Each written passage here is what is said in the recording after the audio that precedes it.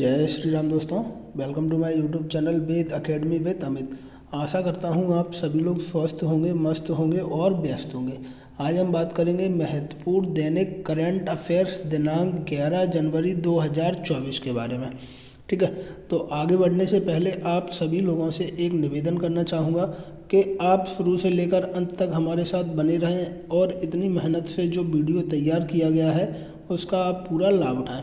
तो चलिए शुरू करते हैं। आज का हमारा पहला प्रश्न है, विश्व हिंदी दिवस कब मनाया गया? तो विश्व हिंदी दिवस मनाया गया हमारा 10 जनवरी को।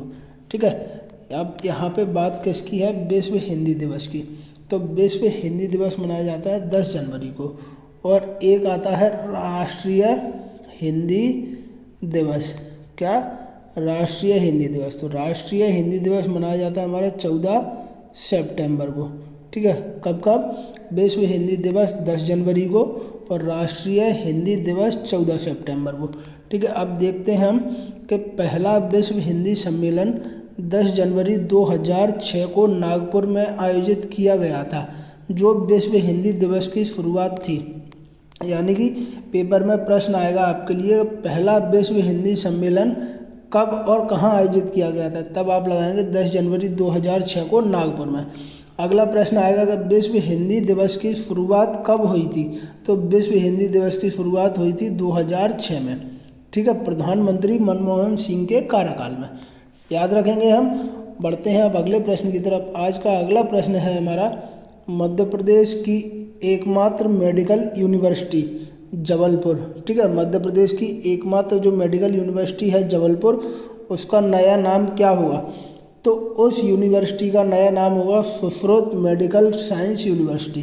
ठीक है, क्या नाम होगा उसका? Sushruta medical science university. अब आपके लिए एक तो इस तरीके का प्रश्न आएगा और अगला प्रश्न आएगा, दूसरा टाइप जो होगा प्रश्न का हमारा वो होगा कि सुश्रुत मेडिकल साइंस यूनिवर्सिटी कहाँ स्थित है, तब आप लगाएंगे जबलपुर में। कहाँ पर? जबलपुर में। ठीक है, बढ़ते हैं अब अगले प्रश्न की तरफ। अगला प्रश्न है हमारा आज का, एशिया का सबसे बड़ा football tournament AFC Asian football cup. ठीक है, एशियन कप 2024 का आयोजन कहाँ होगा? तो इस कप का आयोजन होगा कतर में। कहाँ होगा? कतर में। याद रखेंगे हम। बढ़ेंगे अब अगले प्रश्न की तरफ। अगला प्रश्न है हमारा आज का कि पश्चिम बंगाल की मुख्यमंत्री ममता बनर्जी ने हाल ही में योग्यश्री नामक योजना शुरू की है। कौन सी योजना? योग्यश्री नामक योजना। इसका संबंध किससे है? तो योग्यश्री, माफ करना, योग्यश्री योजना का संबंध है प्रतिस्पर्धी परीक्षाओं के लिए SC और ST छात्रों के लिए निःशुल्क प्रशिक्षण प्रदान करने से। मतलब कि SC और ST के जो छात्र होंगे ना, उनको कॉम्पिटिटिव एग्जाम्स के लिए फ्री में तैयारी कराई जाएगी और उनको वहाँ पे प्रशिक्षण दिया जाएगा। किस योजना के अंतर्गत? योग्यश्री योजना के अंतर्गत। बढ़ते हैं अब अगले प्रश्न की तरफ। अगला प्रश्न है हमारा आज का कि मलकानगिरी हवाई अड्डे का उद्घाटन कहाँ किया गया? तो मलकानगिरी हवाई अड्डे का उद्घाटन किया गया उड़ीसा में। कहाँ किया गया? उड़ीसा में।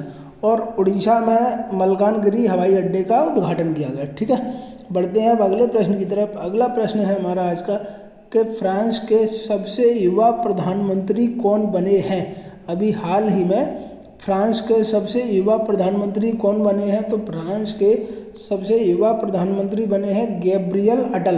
कौन बने हैं? गैब्रियल अटल।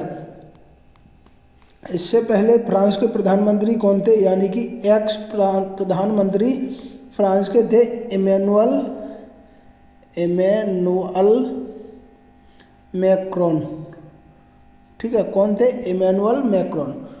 और अभी हाल ही में बने हैं गैब्रियल अटल। ठीक है, बढ़ते हैं अब अगले प्रश्न की तरफ। अगला प्रश्न है हमारा आज का कि छत्तीसगढ़ के मुख्यमंत्री के सचिव के रूप में किसे नियुक्त किया गया है?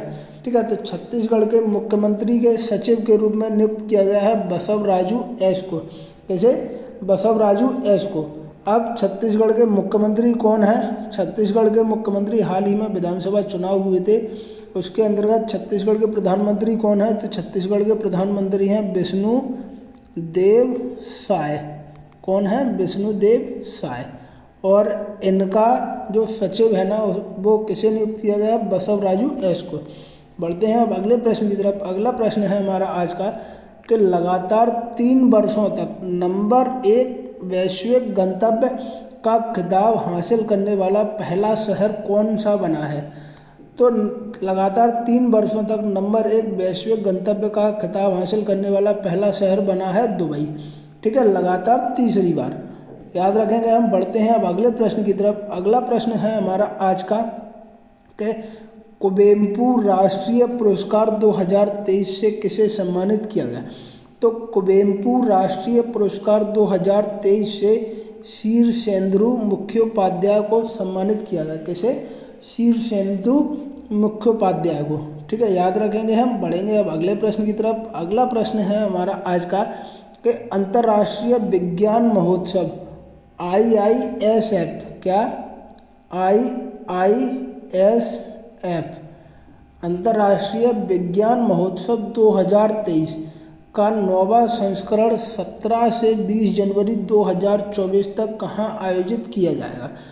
तो अंतर्राष्ट्रीय विज्ञान महोत्सव 2023 के 9वें संस्करण का आयोजन हरियाणा के फरीदाबाद में 17 से 20 जनवरी 2024 तक किया जाएगा। कहाँ पर? हरियाणा के फरीदाबाद में।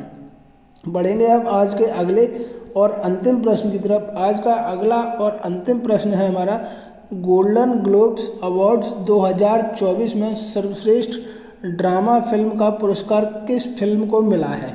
ठीक है, तो गोल्डन ग्लोब्स अवार्ड्स 2024 में सर्वश्रेष्ठ ड्रामा फिल्म का पुरस्कार मिला है ओपेनहाइमर को। किसे मिला है? ओपेनहाइमर को। इसी के साथ आज का हमारा करंट अफेयर पूरा हुआ। आशा करता हूँ आप सभी लोगों को करंट अफेयर अच्छा लगा होगा। अगर आपको करंट अफेयर अच्छा लगा है तो प्लीज़ आप चैनल को लाइक कीजिए, शेयर कीजिए और सब्सक्राइब कीजिए और बने रहिए हमारे साथ ऐसे ही डेली करंट अफेयर के लिए। मिलते हैं कल नए करंट अफेयर के साथ, तब तक अपना ध्यान रखिए। बहुत बहुत धन्यवाद।